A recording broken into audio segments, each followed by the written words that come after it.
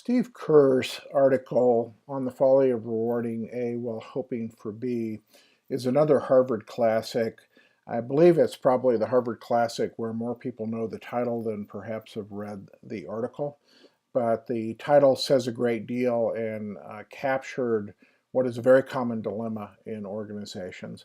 And the article points out this dilemma that organizations have of attempting of actually rewarding one behavior while hoping for another. They're attempting to achieve a goal, do not directly reward the behaviors associated with that goal. They end up getting the opposite. It's kind of the one of the great examples of unintended consequences.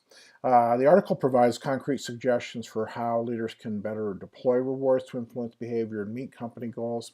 And so it's a really good piece for us as we're trying to get very practical about human behavior in organization. I'd like you to look for in the article uh, the Kerr's explanation for how companies' reward systems lead to unintended consequences. Why is it that reward systems very often produce these unintended consequences?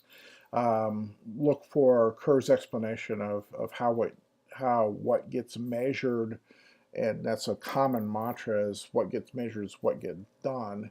Um, in fact, that's at the core of his explanation, but what gets done can very much go awry in terms of achieving company goals.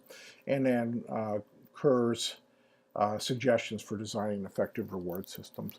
Kerr himself had a very interesting career.